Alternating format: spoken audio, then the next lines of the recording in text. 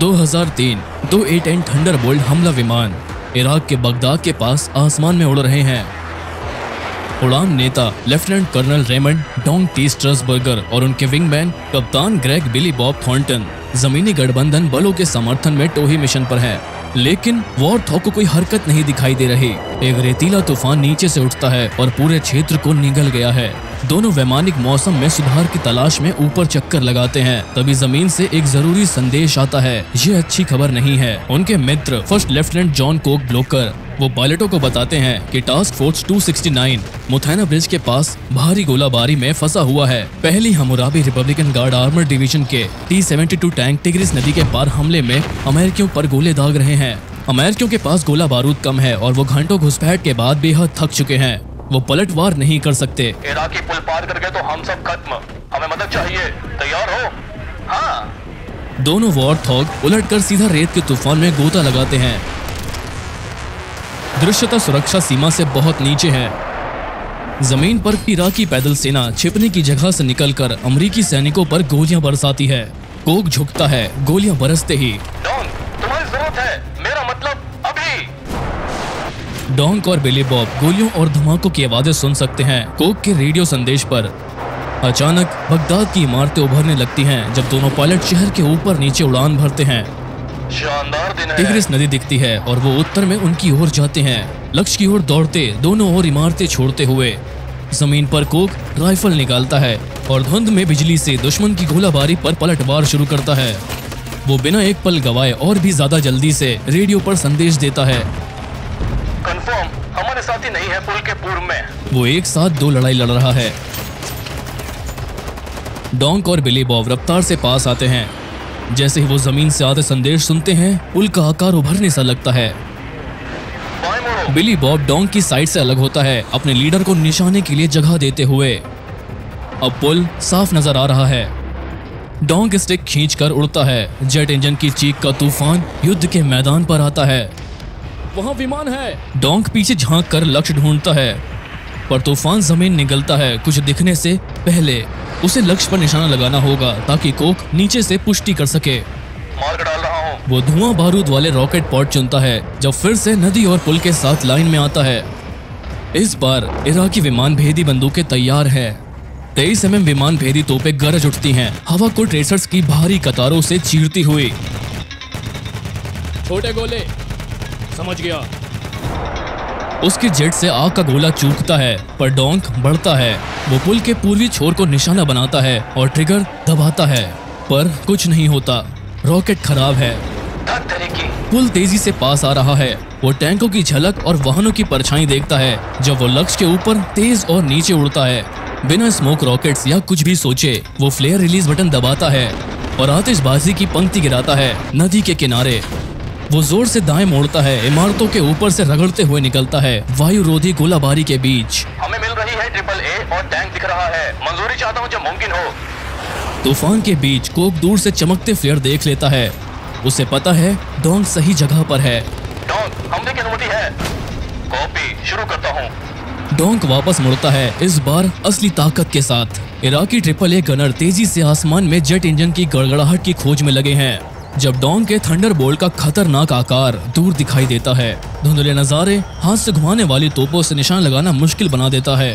Tracers की कतार Dong की ओर आती है और पीछा करते हुए उसके विमान के करीब से गुजरती है, पर डोंग बेपरवाह है। वो नदी के पार से आती लेड, टैंक और APC की गोलाबारी के बीच से दुश्मन को देख लेता है। वो एक BPM को पुल की ओर जाते देखता है। डोंग अपने निशाने को लक्ष्य पर जमाता है और ट्रिगर दबाता है। GAU-8 तोपों की डरावनी गड़गड़ाहट युद्ध क्षेत्र में गूंज उठती है, कार्मिक वाहन को कबाड़ में बदलते हुए।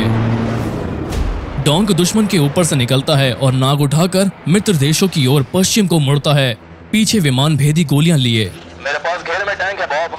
अचानक डैशबोर्ड पर चेतावनी बत्तियां जलती हैं। वो सोचता है उससे लगी। डोंग युद्ध से दूर उड़ता है जब वो अपना विमान देखता है। कंट्रोल्स का परीक्षण और सिस्टम की जांच करते हुए विमान सही उड़ रहा है। ईंधन लीक नहीं हो रहा और इंजन भी ठीक है।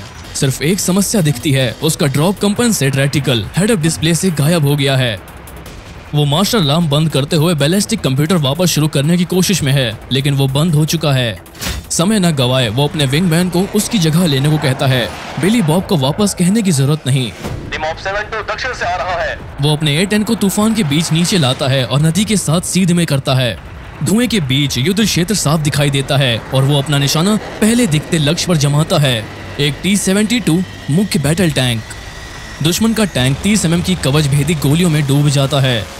चिंगारी उठती है और कुछ ही पलों में टैंक के हैच से आग उठने लगती है। वो ऊपर उठाता है, दुश्मन की गोलाबारी से बच निकलता है। मैंने उसे पकड़ लिया, वो घेरे के पश्चिम किनारे पर है बॉस। डोंग कंप्यूटर चालू नहीं कर सकता, लेकिन उसके पास अभी भी पुराना क्रॉस हेयर है। उसका निशाना शायद सही ना हो, लेकिन नीचे मुश्किलें हैं और वो प्रति मिनट 3900 हल दे सकता है। उसे कोशिश करनी होगी। घुस रहा हूँ। डोंग लड़ाई में उतरता है, ट्रेसर्स कैनोपी के पास से गुजरती है और कई लक्ष्य नजर आते हैं। वो अपना पुराना क्रॉस हेयर उन पर टिकाता है और ट्रिगर दबा देता है। तोप की गड़गड़ाहट से जहाज कांप उठता है कि गोलियां जमीन चीरती हैं और वो फिर ऊपर से निकल जाता है, ये जाने बिना कि उसने कुछ मारा या नहीं। मंजूरी है। बिली बॉब नदी के दक्षिण में दौड़ रहा है। अपने दूसरे चक्कर में बिना नए लक्ष्य के वो पहले से नष्ट हुए टैंकों पर छोटा सा विस्फोट करता है, फिर अपना विमान उल्टा घुमा लेता है। करीब से नारंगी लौ कोई छुपाव नहीं देती और वो देखता है एक विमान भेदी तोप, सप्लाई ट्रक और नदी के पार हमला करता एक T-72। बिली बॉब का मन विमान भेदी तोपों को चकनाचूर करने का है, लेकिन टैंक का कोई भी गोला अमेरिकी सैनिकों की जान ले सकता है। वो अपने बारे में नहीं सोचता, पहले टैंक नष्ट करने होंगे। दूसरा T-72 राउंड अबाउट के पूर्व हिस्से में है। कंफर्म करो कि मैं वापस आ सकूं। हाँ, मंजूरी है। बिली बॉब एक और रन की तैयारी करता है, लेकिन इस बार डोंग की नजर ईंधन पर है। वो करीब है बिंगो ईंधन के, न्यूनतम ईंधन जो एयरफील्ड तक ले जाएगा, लेकिन यह गणना उन्हें जमीन पर मिशन की जानकारी मिलने से पहले की थी। डोंग जानता है कि वो और देर हवा में रह सकता है। मैं बिंगो फिर से माप रहा हूँ। डोंग नजदीकी एयरबेस की दूरी देखता है, दिमाग में गणित लगाता हुआ तूफान में विमान को संभालते हुए। इस बीच बिली बॉब तीसरी बार नदी का पीछा कर रहा है। उसे अब अपने लक्ष्य पता है, क्षेत्र नजर आता है और फिर वही चढ़ाने वाली विमान भेदी गोलियों की बौछार उसका स्वागत करती हैं। उस पर ज्यादा निशाना लो। समझ गया। बिली बॉब बढ़ता है, अपना रेटिकल T-72 पर टिकाता है। वॉरथॉग की कवच भेदी गोलियां टैंक की कमजोर छत को चीर कर निकल जाती है। T-72 आग के गोले में बदल जाते हैं जब बिली बॉब ऊपर से गरजते हुए निकलता है। ऊपर डोंग अपनी गणनाएं पूरी करता है। वो बिंगो को 500 पाउंड ईंधन से कम कर सकता है और फिर भी न्यूनतम पर नजदीकी एयरबेस पहुंच सकता है। बिंगो घटाओ 500 से। कॉपी। बिली बॉब यंत्र सेट करता है, एक और बारी के लिए मुड़ते हुए फिर से नदी के ऊपर दौड़ता है सप्लाई ट्रक को निशाना बनाने। उसे उम्मीद नहीं है अकेले सैनिक को देखने की। छत पर मैन पैड लिए पोर्टेबल विमान भेदी सिस्टम। मिसाइल हवा में तेजी से बढ़ती है। बिली बॉब उसे आते हुए नहीं देख। मिसाइल पीछा करती है, फिर लक्ष्य खो देती है और उसके बाएं पंख के पास से निकलती है। बिली बॉब दाईं ओर मुड़ता है और भागना छोड़ता है, पश्चिम में मित्र रेखा की ओर जाते हुए। उसका दिल घबराता है, वो मौत से 1 फुट दूर था। तुम ठीक हो? हाँ। वो इसे मन से हटाकर फिर से एक और रन के लिए मुड़ता है। फिर से गोलियां कॉकपिट के पास से गुजरती हैं। वो पास आ रही हैं, पर उतना पास नहीं। सप्लाई ट्रक दिखाई देता है और वो ट्रिगर दबाता है। 30 mm उनके चीथड़े उड़ा देती है, उनका सामान फट जाता है और बिली बॉब वहां से निकल जाता है। ट्रक खत्म। कॉपी, मैं जा रहा हूँ। डोंग एक और रन के लिए झपटता है। अभी भी बैलिस्टिक कंप्यूटर के बिना वो एक और Maverick air to ground missile को चुनता है और कैमरे को मल्टी फंक्शन डिस्प्ले पर खोलता है। उसे निशाना चुनना है, लेकिन खराब मौसम की वजह से कैमरे में कुछ नहीं दिखाई देता। उसे तेज होना होगा। टारगेट क्षेत्र दिखाई देता है और साथ ही विमान भेदी फायर भी। वो दिशा बनाए रखता है, लक्ष्य स्क्रीन पर आते हैं और तेजी से पास आते हैं। वो सेलेक्टर को एक और BMP पर ले जाता है और मिसाइल दागता है। मिसाइल रेल से निकलते ही नीचे की ओर मुड़ती है और ऊपर से BMP पर गिरकर धमाके से फट जाती है। इराकी भारी नुकसान झेल रहे हैं। वॉरथॉग की सतर्क निगरानी के नीचे दबे वो नदी किनारे पीछे हटकर इमारतों के बीच छिप जाते हैं। अमेरिकी कवच बल देखते हैं कि गोलाबारी रुक गई। फायर सपोर्ट के बिना पीछे की ओर से इराकी पैदल सेना भी पीछे हटने लगती है। दुश्मन पीछे हट रहा है, तुम बढ़िया कर रहे हो। राहत पायलटों को घेरती है, लेकिन तभी हवा में AAA के चमकते गोले दिखते हैं। बॉब, एक और रन, फिर हमें RTV करना है। तोपों को खत्म करते हैं। शेह, अब समय आ गया। बिली बॉब लक्ष्य क्षेत्र की ओर वापस मुड़ता है। उसकी नजर उस एक AAA बैटरी पर है जो उसने लड़ाई की शुरुआत में देखी थी। बिली बॉब रेटिकल साध कर हमला शुरू करता है। विमान भेदी गन चूर हो गई है। वो पश्चिम में मुड़ता है, मित्र पंक्तियों के ऊपर और कैनोपी से देखता है कि ट्रेसर्स गोले उसके विंग टिप से बस जरा दूर पर निकल रहे हैं। ऊपर डोंग दूसरी ट्रिपल एक गन को उसके विंगमैन पर चलते देखता है। टीम ऑफ 7-1 दक्षिण से आ रहा है। टीम ऑफ यहाँ एडवांस है।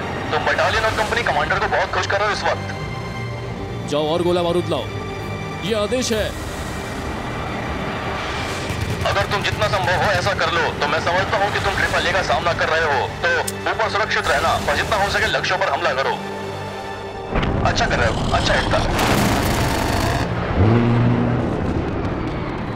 विस्फोटक हमलों के साथ दूसरी गन भी कबाड़ हो जाती है। वो खम्बिंगो पर है, सुना? कॉपी। दूसरी उड़ान अल्फा 10 की आ रही है। नीचे वाले तुम्हें सलामी दे रहे हैं। अच्छा काम। जब घर में मिलेंगे तो पार्टी मेरी तरफ से। ठीक है, बढ़िया करना। डोंक और बिली बॉब कठिन लड़ाई के 40 मिनट बाद वहां से निकलते हैं। उनके प्रयासों की बदौलत टास्क फोर्स 269 को न्यूनतम नुकसान हुआ और कोई कवच वाहन नहीं खोया। रेमंड डोंग स्ट्रासबर्गर और ग्रेग बिली बॉब थॉर्नटन दोनों को सिल्वर स्टार दिया गया अपने जाबाज कार्यों और कठिन हालातों में अद्भुत उड़ान भरने के लिए। जॉन कोक ब्लॉकर खुद एक A-10 पायलट, ब्रॉन्ज स्टार और Air Force Commendation Medal of Valour से सम्मानित हुए। वो सब जीवित लौटे। उम्मीद है वो ये फिल्म पसंद करेंगे।